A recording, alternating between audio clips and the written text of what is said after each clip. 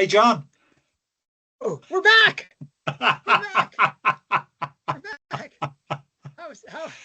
Been a busy day. It's been a busy day, but I really am looking forward to this. This is I am as well. You teased us all with the Faerie Queene yeah. on yesterday's show. Yeah, the first guy that I met who had read the Faerie Queene was orientation week at the University of Chicago. And I had kind of a fire hose exposure to Shakespeare and the great books at Exeter. And I thought I was, fairly well read. And all of a sudden he was a morbidly obese young man. He's 18 years old and was huge. And I said to him, "What's your favorite book?" Yeah, because what else do you say at the University of Chicago, right? What's your favorite book? You're talking to somebody you've never met. You just say, "I want to take your temperature here, gauge who you are as an intellectual." And he looked at me and he said, "Well, Faerie Queene. Like there could be no other book as your favorite book." And I remember thinking, I think I know who wrote that. I could probably give you a name for that if I really stretched. But to meet a young man that had not only read it, but clearly reread it, multiple times and loved it, was a real, wow, maybe I'm not the smartest man in the room. And I think it's remained that way. I really have never read that book closely. Because of Troubled Blood, I have a full shelf of astrological interpretations of this. I own the Spencer Encyclopedia, which I recommend to anybody because it has the most magnificent articles in it. Like you want to read about Eros and Cupid inside Spencer, and you do because that's so important to understanding Strike. You go to the Spencer Encyclopedia, and there's an article that lays out Eros versus Anteros, the stuff that we talk about here. I think Rowling must have a copy of the Spencer Encyclopedia. It'll be on the white section of her library, Nick. I feel such a fraud because I found the phrase "troubled blood" inside Faerie Queene. As soon as Troubled Blood as a title was released, I basically did a text search within the Western canon using Gutenberg, and I found it. It was in Faerie Queene, and it was in an obscure play by Chapman, the guy that did the Homeric translations. And I thought Spencer was more likely, but that was my limit of knowledge. I didn't even, I'd heard of Spencer, I'd heard of the Faerie Queene, and that's it. It's in my reading list for my reread for Troubled Blood prior to the publication of the Hallmark Man. So I've got the Faerie Queene queued up. I've got a study guide as well because I recognise that I'm unlikely to make much headway without a lead in to this book. It's written in archaic English. Even for the time it was written, it's archaic. Yes, but intentionally, yeah. Wow. What to say about it? Well, the first thing I need to say is that the Wikipedia article on Troubled Blood does not mention Philip Spencer. That, and probably too many people who read that just skip over all of the epigraphs that begin each chapter. And only, I think, real Spencerians, and I'm talking about my friends Elizabeth Baird Hardy and Beatrice Groves, immediately recognized the epigraph quotations. And we're like, oh, so this chapter is going to be about this. That's a whole level of study that, again, those secret enclaves of the legion of Spencerians. But it is, I think it's a touchstone. Spencer doesn't appear on, I don't think Rowling has ever mentioned Philip Spencer in any of her interviews. It didn't appear in any of, we made that list. I mean, I made the first list, and then you and Beatrice augmented it so much that it became our list. of all the mentions that she's made on Twitter and interviews and such. And no mention of Philip Spencer. No. Which was a real comeuppance. You know, I mean, we did have that library. Yeah. But that wasn't really a reference to a book, right? That could have come out of a book of quotations. Which we know she's used before. That's right. And it's really the great virtue of Troubled Blood is that this is where Rowling comes out of the Spencerian closet as not only a serious reader of Spencer, but someone who is familiar with the Spencerian scholarship. You know, yesterday I talked about the astrological clock. That's from Spencer's scholarship, that he is writing these books on an astrological frame. And she embeds the astrological clock. I mean, just think about having to plot that out in terms of which chapter this thing was going to happen and such. I mean, that matrix, that grid that we know she uses, that wouldn't be sufficient. That wouldn't be enough. No, we don't. I love Ibid and all our friends at the Rowling Library, and they published a book about those grids. I published my thing to say, no, it's not the stupid grids, you know. But still, that book's worth. If you really want to understand, you want to see some intense scholarship. Yeah. They gathered, probably the heaviest hitters among Potter pundits, and got them to take a look at that. You, of course, Nick, were too busy to contribute. Shame on you. Anyway, I sit here abashed. We should explain to people what we're doing. Okay. Why is John in his garage, Nick? What is that? Yeah. Well, we put John in his garage in stifling temperatures all the way out in Oklahoma City. We've Actually, sat much closer near, to me, Nick, probably than they are to you in Wales. But that's true. That's true. Well, they plonked me in deepest, darkest Wales, next to this lake, in danger of flooding at any second, in honor of J.K. Rowling's 60th birthday. Now, John and I are both Nipponophiles, not to say Nipponophones. We're both great fans of Japanese civilization and their traditions. And one of their traditions is to specially celebrate the 60th birthday. And the reason why that's special is they have a calendar of 12 Chinese astrological signs.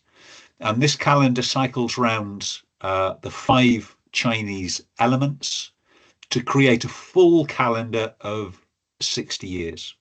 So when somebody celebrates their 60th birthday, they've essentially gone round the calendar, and they're now at the point at which they came in, which is a symbolic rebirth.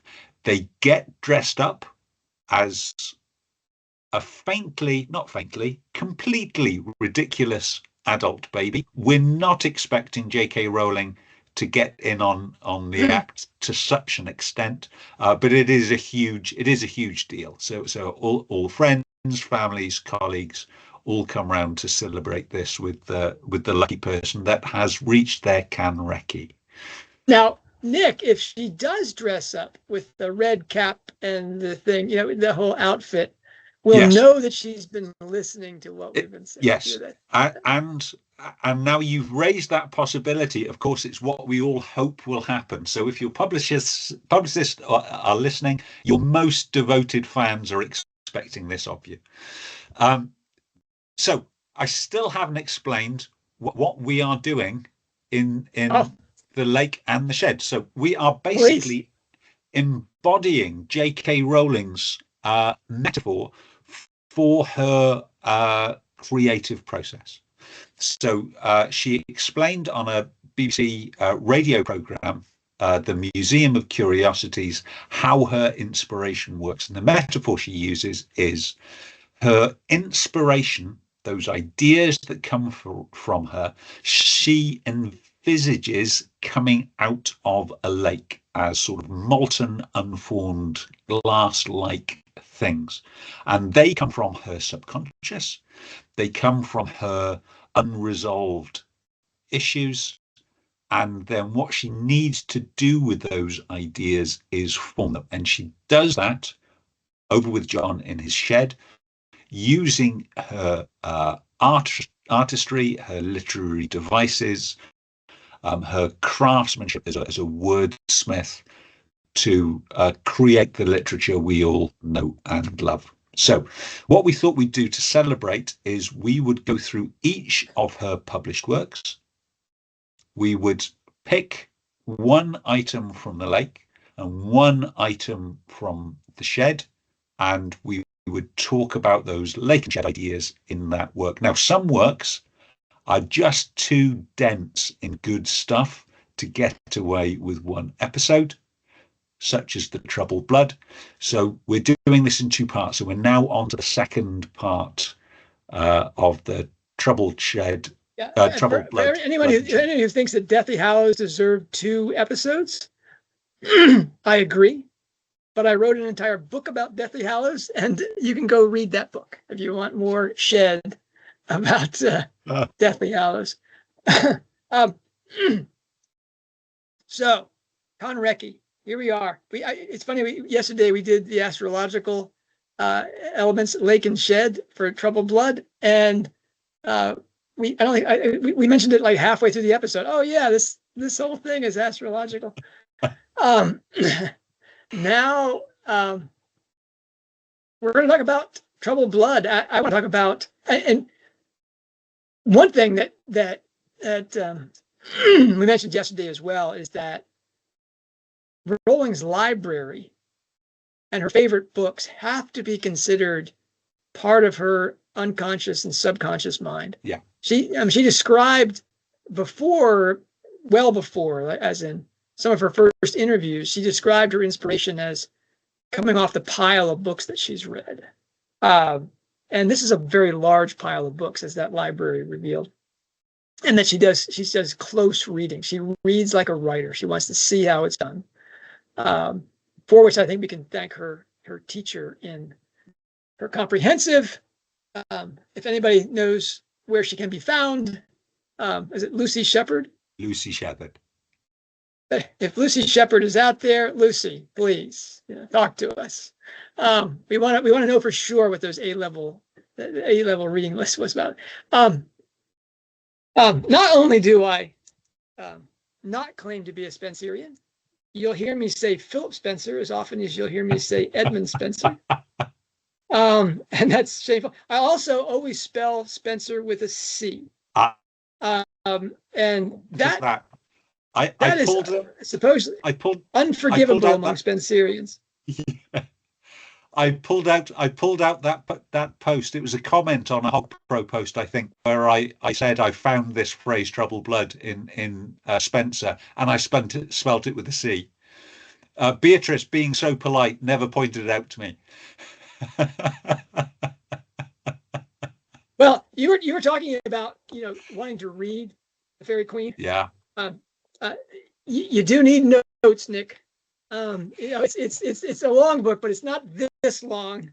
But the helps are really a help. Yeah. Not only with the antiquated language, but with the references that unless you really are a Spanish Armada fetishist, there's just simply no way that you get all these asides. This is A.C. Hamilton's masterwork. And then there's the Spencer Encyclopedia, which is ridiculously expensive. You definitely should go to bookfinder.com to see if you can find a used edition. But here's the thing about the Spencerians, Nick, is they don't sell their used books. Wow. This has been such a treasure to me. I can't tell you. Yeah. Then there's the critical biography. I like Andrew Hadfield's. Anyway, there he is. And then there's Mirrors of Celestial Grace by Weatherby. And Patristic Theology and Spencer's Allegory. That is astonishing. Anyway, that. So and I've got in my library I've got a shelf of these things. I don't think any other book has inspired me to go on such a buying binge as Troubled Blood. And I did that when you found out that Troubled Blood was almost certainly from that. Now, it could be the thing from Chapman, because especially in light of what we've found out since through Beatrice Groves and her works with Keats, because Keats is most famous for on reading Chapman's Homer, one of his famous poems. But I know that the people at Hogwarts Professor were really cheering for the Edmund Spencer, go around. That is as much a part of Rowling's makeup, I think, as the three authors that she always names as her favorite. That these kind of books and their embedded artistry, which is subliminal, is the kind of work that she loves, and that she gets. Hence the literary alchemy, hence the astrological structure of these things. I've done a lot of the work bringing this stuff out. I think I've been, the pioneer in this stuff. And one of the things you realize is you haven't begun to really do the work. That's evident if you look at the stuff I've written about Talbot's True Book, in that the more time you spend with those illustrations, the author has embedded illustrations inside the work that are laden with occult and traditional symbols and references. Salvia coagula is on one of the pages. And if you look closely at it, and I have, you'll find out that each one of those pages that actually has a symbol on it has an embedded 3-card tarot spread in it. Well, this is absolutely mind-blowing. And then there are clues to how it finishes. We get a scarab beetle next to an Ankh cross, which is the pointer to where Margot Bamborough's body is. Anyway, you can read all that stuff down below in the links about Troubled Blood. Today, what can you tell us about the lake side of Troubled Blood? And there's just obviously that she loves Philip Spencer, Edmund Spencer, Bobby Spencer, Eddie Spencer. Good old. How about Spencer? We can call him Spencer, so I can spell it with a C and an S. So I'm gonna talk about a really dark period in Rowling's life, and dark as in we just don't know a lot about it. So Troubled Blood is very geographically specific. There's a lot of time spent around Clerkenwell, the northern part of Clerkenwell, sort of from St. John's Gate north. So this is the walk that Margot Bamborough was due to take, and we spend a lot of time there, and there's some quite detailed knowledge of the area. Those strikers that go to London on the pilgrimages, it's one of the things they have to do is follow that walk. If you are a Londonophobe like I am, then almost certainly you will have followed it on Google Street View, and it just shows you the detail that Rowling got right. So you can see the window where the schoolgirl thought she saw Margot Bamborough. It's just absolutely spot on. So am I claiming that J.K. Rowling knew this area before she started plotting Troubled Blood? I can't say definitely, but I think it's really likely. And the reason why I come to that is if you get a copy of the London A to Z and you flick through to that area of London, the route I think you would choose to go from St. John's Gate through to the Three Kings is not the route that Margot goes. So the Jerusalem passage is not obvious from that map. Okay. People don't use A to Zs anymore, not least because, as Matthew tells us, you look at an A to Z, everyone thinks that you're a tourist, they're going to mug you. So you'd be back at the office and you'd try Google Maps to find a route for you. Google Maps doesn't take you through Jerusalem passage. I think you need to know that area to know that's a good shortcut if you're a pedestrian going from St. John's Gate to the Three Kings. Okay, so can I put it close to there? Almost. So we found out actually where her flat was during the COVID lockdown. She posted a photograph of where it was, and it's in Clapham Junction. So it's the other side. It's away from the City of London. It's south of the river. It's quite some distance away, but where she worked, where she did a lot of temp work as a secretary, just as Robin did, but where we know she worked was Amnesty International. Now, Amnesty International is based in Easton Street in Islington. Islington is not Clerkenwell. But the Three Kings is not Clerkenwell either. The Three Kings is South Islington. It's right on the border between the two boroughs. Now, here's the thing. If you draw a line between the Amnesty offices in Islington and St. John's Gate on the map, straight ruler line, and you put a dot in the middle of that line, dead centre, guess where we are? The Three Kings. So, and it's about an 8-minute walk at a brisk pace. It's about an 8-minute walk from St. John's Gate to the Three Kings, and from Amnesty International offices to the Three Kings is about an 8-minute walk in each direction. I don't think it's likely that J.K. Rowling on her hour lunch break would spend a 16-minute walk to get down to St. John's Gate and then back again. That's half her lunch hour gone, getting there and back again. But I think it's at least possible that she knew someone that was working in the St. John's Gate area, and a useful place for them to meet up for lunch would be the Three Kings. Now, as London prices being what they are, it's unlikely that, just as Strike in the early days couldn't justify a pub lunch every lunch, it's unlikely that J.K. Rowling could either. But there is also a nice open grassed area surrounding the church, St. James's Church, that is directly opposite the Three Kings. So it is still a convenient place for two people to meet for lunch. Now, we don't know what Michael was doing at that time.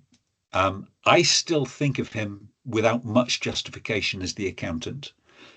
And there are a lot of financial firms operating in Clerkenwell because it is the centre, it is the City of London. So that is the financial centre of the empire. London.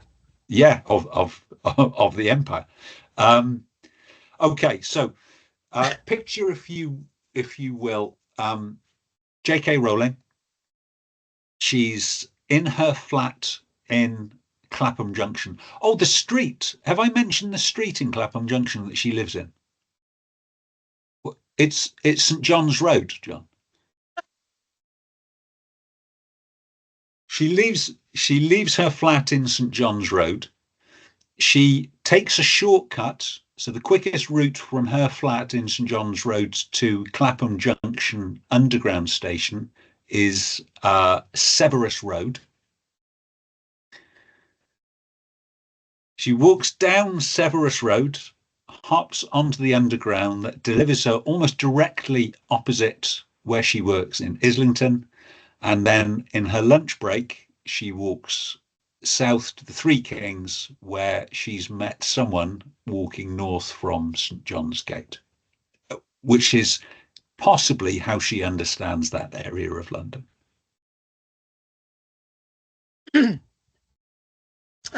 I your detective work here, Nick, is as usual very impressive, to the point of astonishing. I do want to note that your first appearance at Hogwarts Professor has something to do with St. John's. Oh yes, Gate. Now, I didn't know St. John's Gate, but that architectural feature, which was sort of a fortified city building, is well known or in the UK is recognizable as being a city wall gate. So basically, I just did a Google image search for medieval gate, and St. John's came up. Now, wait a minute. You haven't given any context for this. Rowling put up a sketch from a mid-19th century London Illustrated News picture. And I posted it at Hogwarts Professor and said, basically, what the hell is this? I mean, how can we find out what this is an illustration from? And I don't think I posted that. I don't think it had been up for more than 30 seconds. And all of a sudden, this unknown character comes up and says, oh, that's an illustration from London Illustrated News, 1858, March 3rd. It's on page 26. And here's what that's about. I was like, who the hell is this?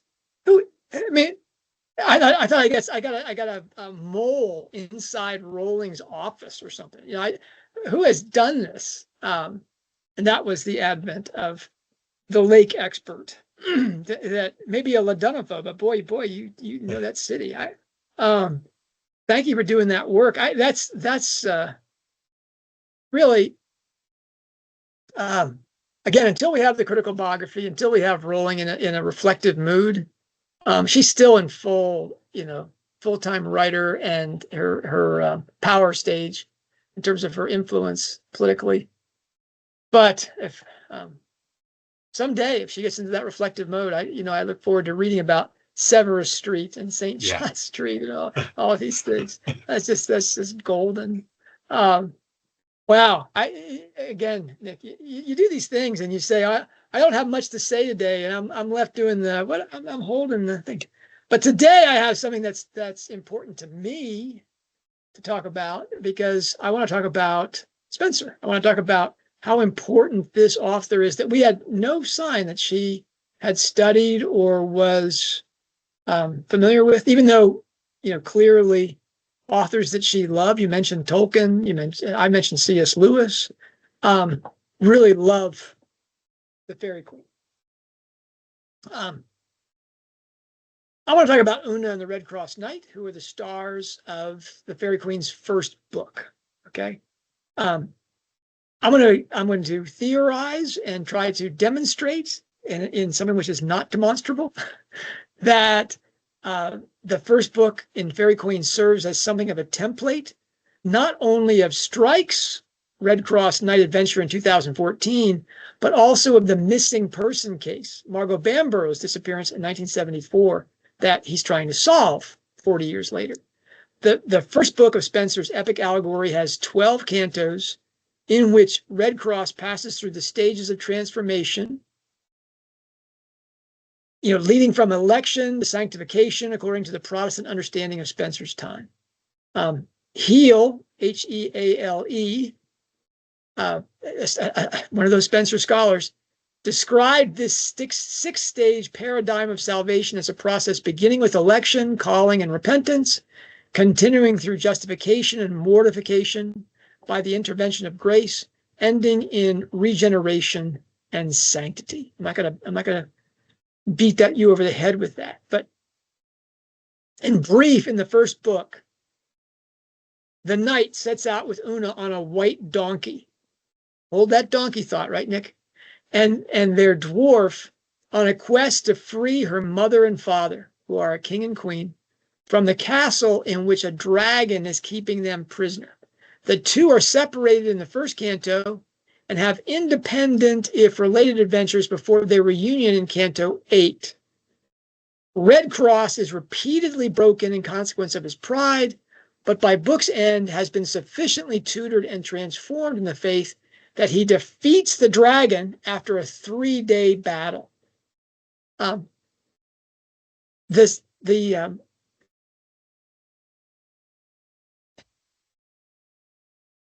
discussion that greeted Spenser's Faerie Queene and how it works in the Troubled Blood story has largely been done by two Spenserian scholars, Elizabeth Baird Hardy and Beatrice Groves.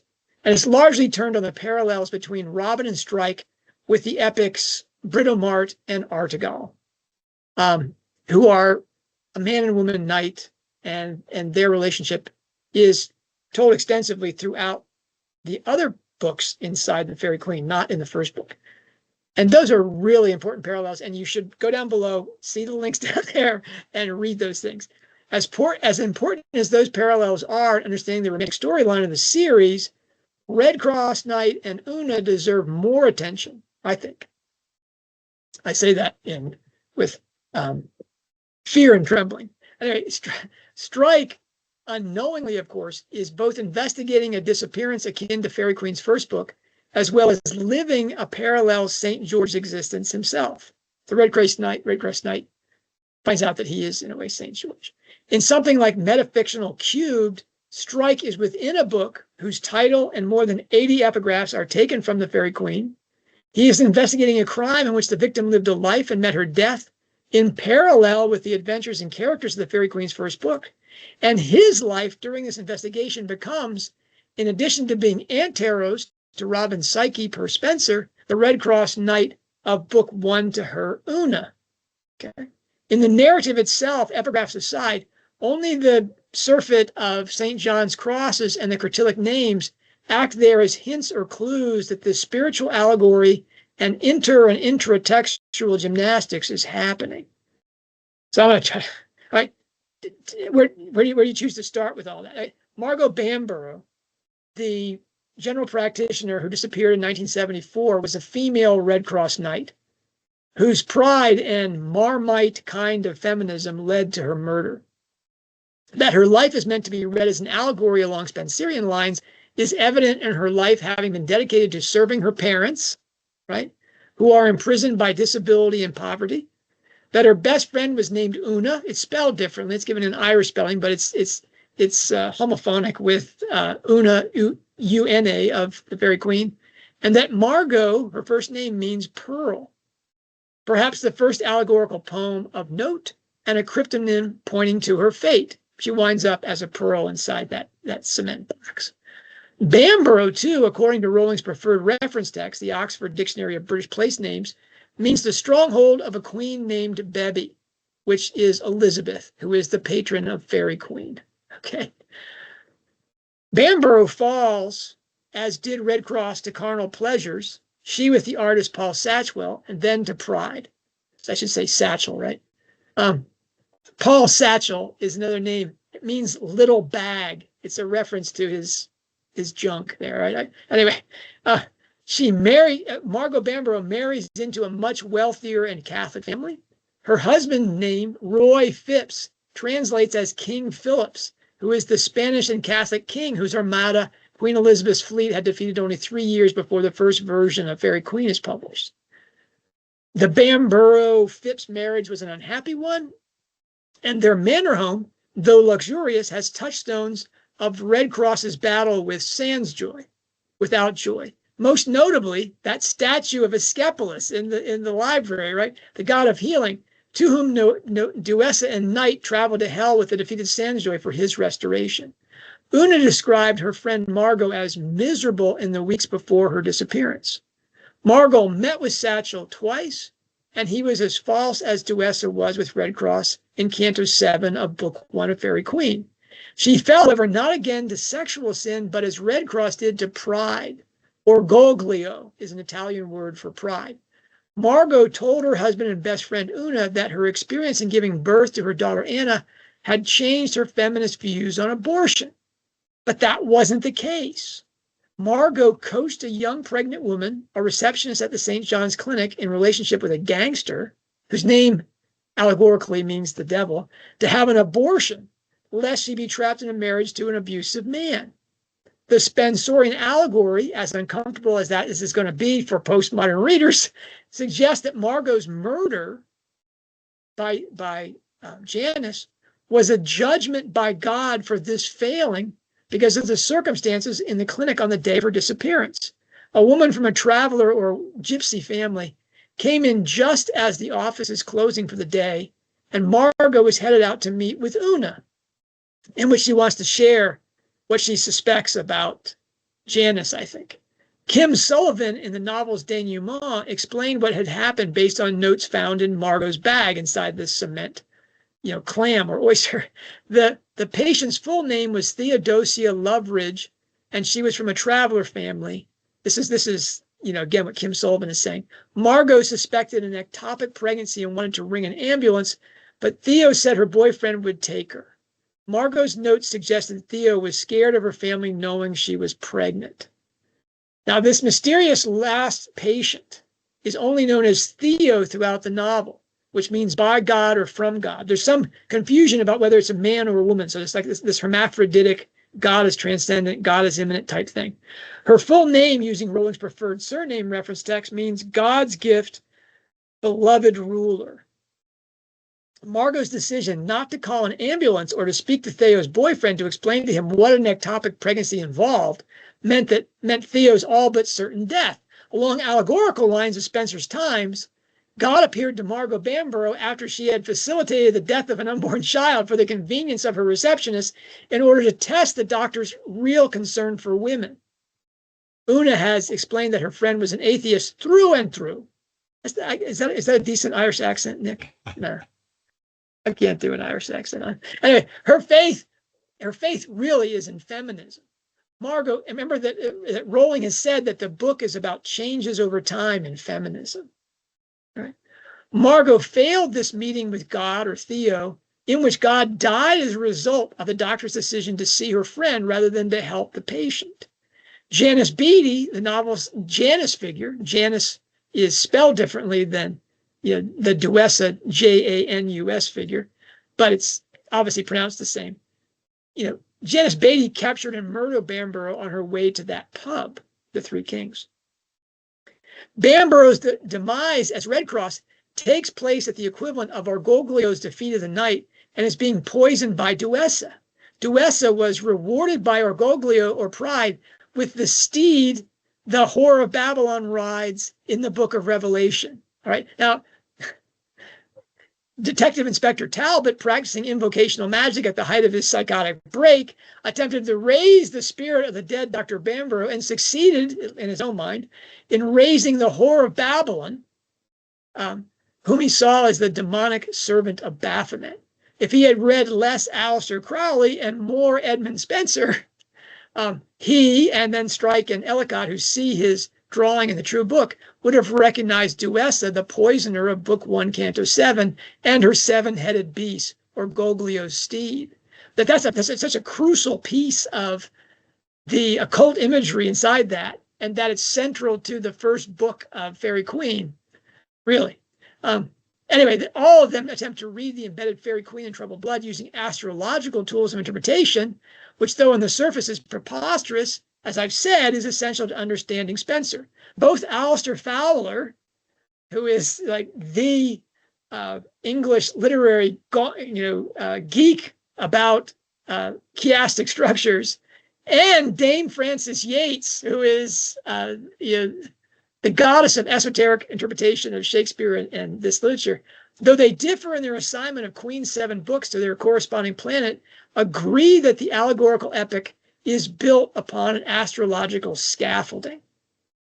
Margaret, and this would have been really current when Rowling, if Spenser was involved with her A levels or anything like that, if she just read it with Lucy Shepherd. Fowler wrote that book in 1964, so that it would have been really the hot item in Spenser studies, in which Spenser studies is like what's happened in the last century is current. Anyway, Margot Bam. I think Margot, if Rowling was reading Edmund Spenser at a time in Wydeen, she was reading way beyond the syllabus. I don't think that would ever be touched in English A level. Yeah. But Shakespeare is considered essential, and Spenser would not be. Oh yeah. So Shakespeare, you do that earlier. You do Shakespeare in O level. Okay. Whew. I'm thinking that all the stuff with the astrology involved with that, and Fowler's, who is one of the very few graduate students of C.S. Lewis. I'm thinking that there's a connection there. Another reason we need to find Lucy Shepherd to find out if Spenser was in there somehow. Anyway, or that if she encouraged her to read it. Maybe she was that, morbidly obese student that I met in school. That she was the person that her favorite book was Faerie Queene. Anyway, Margot Bamborough was a heroic, if godless soul. In the psychomachic reading of her story as a soul-speaking spirit, she was captured and murdered because of her Marmite nature and pride on her way to see Oonaugh. The Oonaugh character, who the very night of Bamborough's murder is called to return to the worship and service of God. Oonaugh becomes an Anglican priest, and she had protected Margot, the precious soul, from Satchel, but was unable to save her from the consequences of pride. Okay, the characters inside Troubled Blood think that Margot was killed by Creed, the story stand-in for Spenser's dragon at the end of Queen's Book 1. She, however, had not made it past Queen's Canto Book 7, or Canto 7. Margot had a daughter she named Anna. One is that's suggestive of her best friend Oonaugh and Spenser's Oonaugh. Anna's almost 40 years old at the start of Troubled Blood, and she's told by a psychic medium that she would receive a leading soon to her mother's whereabouts. She acts on that when she runs into Strike and Cornwall pub. But, she looked like Oonaugh is described as Queen, having a pale face and wearing a black stole. And she's described as a look of intensity, even of fanaticism about her in the half-light, like a medieval martyr. When Strike told Anna how unlikely it was that the agency would find Margot, she thanked him in a way that, and this is a quote, he had the feeling that he had disappointed her, that she'd hoped he would make a promise of the truth, that he would swear upon his honor to do what everyone else had failed to do. In effect, just to make a knight's oath to her. Okay. However great that resemblance is, and as chivalric and medieval as it may seem to us, it's Robin who serves as Strike's Oonaugh on his unwitting Redcrosse spiritual quest. In parallel with the knight and his maid, Robin and Strike, for the first time in the series, are separated for long periods because of Strike's commitments to the Nancarrows in Cornwall as his Aunt Joan dies, and the torrential rains that fall throughout Blood trap him there. Robin has her epiphany in parallel with Oonah's before her knight confronts Orgoglio and is present in Strike's meeting with the monster at the American bar. Oakton and Rokeby both have names signifying oak trees, right? And Orgoglio's fearsome weapon is an oak club the size of a tree, right? Rowling is embedded in the names, the parallels with Faerie Queene. The fixed spirit kept Strike, the great-souled or proud man, from hitting Oakton, which would have meant his arrest. And then she counseled him in the agency office about sharing his burdens with her in conversation. In remorse and regret and love, he consented. This is very much like how Oonaugh guided her Redcrosse to his transformation in the House of Holiness. And after instruction there in humility, the cure to his pride, he is able to see his destiny as St. George, the patron saint of England. Robin trains Strike in humility herself, not only by her example, but in forcing him repeatedly to see what an arrogant, selfish hypocrite he could be. In the street after the Valentine's Day debacle, in the office after the American bar near disaster, and by her refusal to apologize or back down about having gone to St. Peter's to interview Ricci. There's a big anti-Catholic thing going on inside Faerie Queene. It's Protestant. It's Elizabethan England, right? And they're warring with Catholic Spain. But the way they have St. Peter's set up and the Catholics in Troubled Blood, if you don't get the undercurrent about Catholicism, I don't know, you're being kind. You're thinking that Rowling can't say anything anti-Catholic because she layers it on there. Strike as a soul in transformation may not be destined to be a saint, but he is moved after his training in humility to sing the song of the Western man in recognition of his Cornish identity, something he denied having in the novel's first chapter, his conversation with Polwarth. Robin, as Strike's Oonaugh, too, is responsible for preparing him to meet the dragon at story's end, right? She clandestinely petitioned Broadmoor for access to creeds using her ministry contacts from Lethal White and interviewed Brian Tucker, from whom she gained the maps of the well and the forest that proved essential in solving Creed's riddle to Strike. The Redcrosse Knight is succored after the first day of battle with the dragon. He recovers in the well of life, and after the second day, by the tree of life. Only by being broken, as Redcrosse was in the fall of Duessa and Argoglio, and forsaking his pride, confessing and apologizing to Robin for abusing her at the Valentine's Day dinner party, for hitting her instead of Oakton at the American bar, and refusing to treat her as an equal, as an investigator, was he transformed and capable of transcending his positive bias to see the nurse is the killer and to slay the dragon Dennis Creed.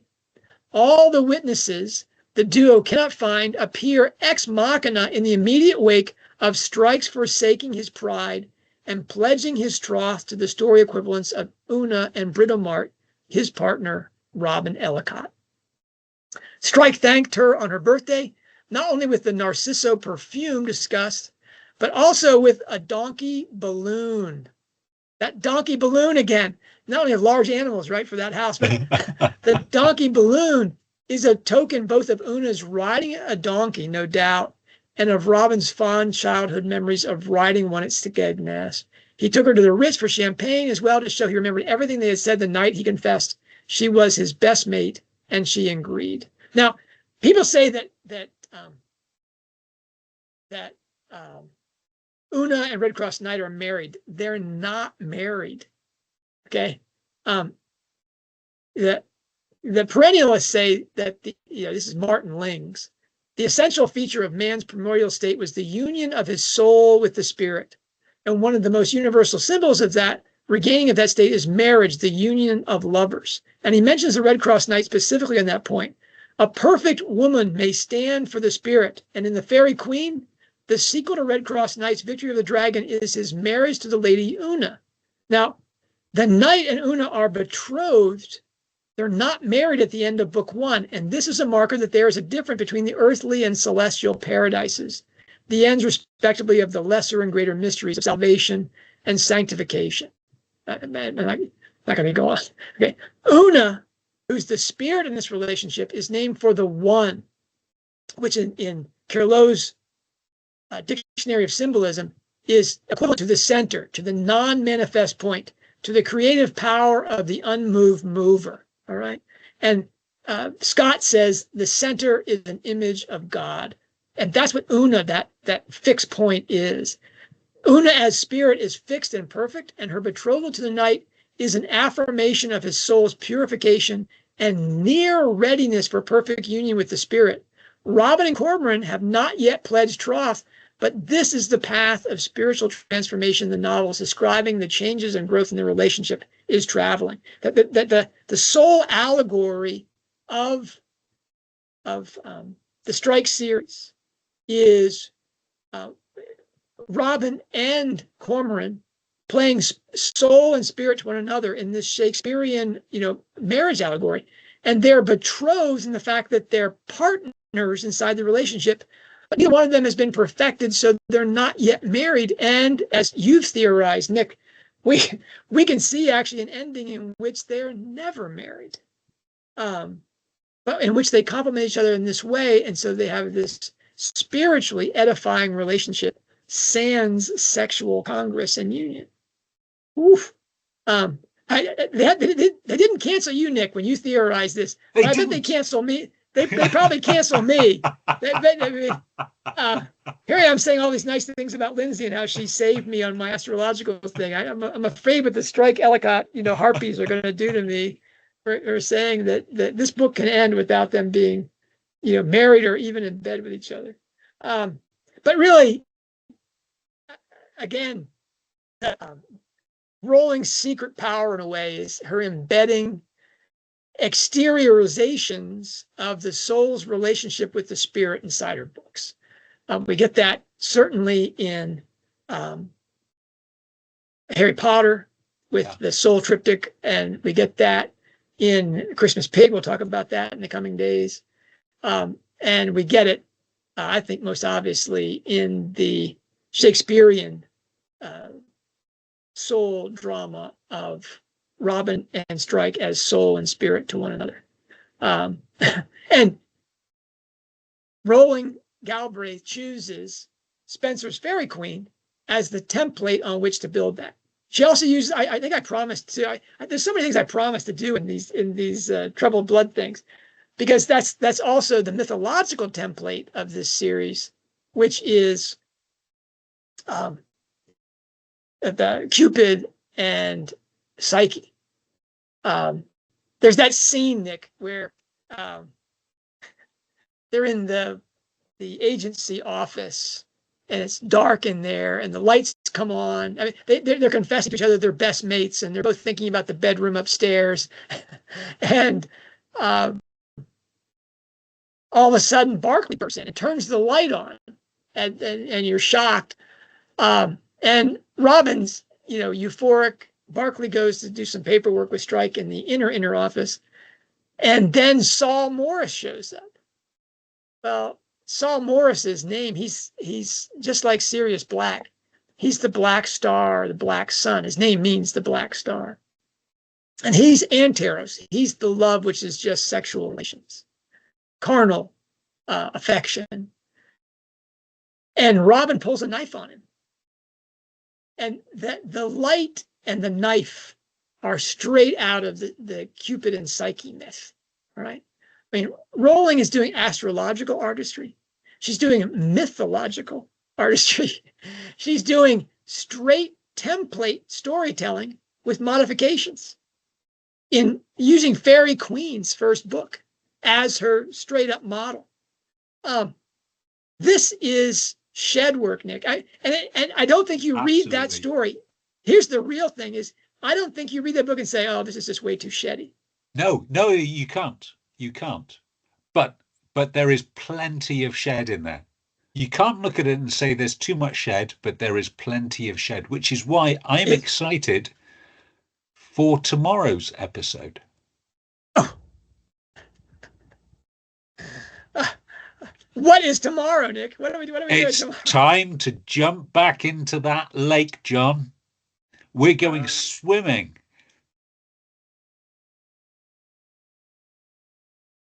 Oh, is it Christmas Pig time? Is that what we're talking about? It's the Christmas Pig.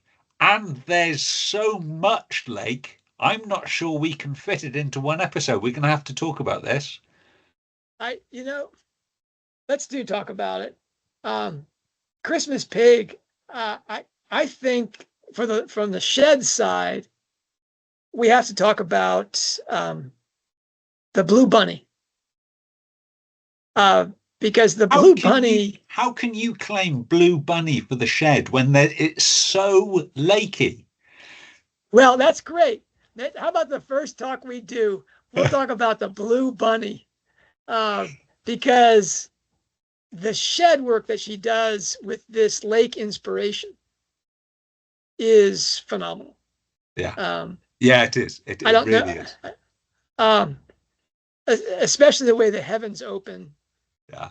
At the gates of the city, and I want to talk about that. Anyway, so really, this is fun week in our Kanreki celebration, and that we get Troubled Blood and Christmas Pig in the same week. We're gonna blow off the rest of these books. It's hot in here. I'm looking forward to that, and I think I can match. Yeah, you've got personal testimony from the presence herself about the lake elements in this stuff, but I think I can go toe to toe with you on the shed work involved in this book. Wow, I can talk to you about the Christmas tree, and I bet you haven't got any testimony about Rowling's Christmas trees. I have photographs of Rowling's Christmas trees.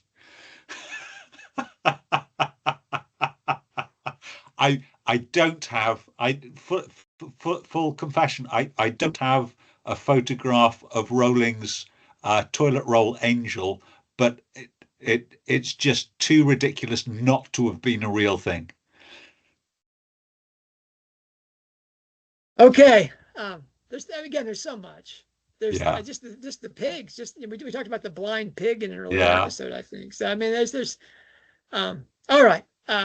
So I'm gonna go off and work and see if I can stay up with you, because yeah, this is definitely a lake.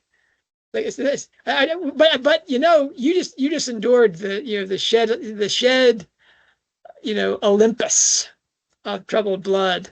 I look forward to talking Christmas pig. I'm looking forward to it too. Take care, John.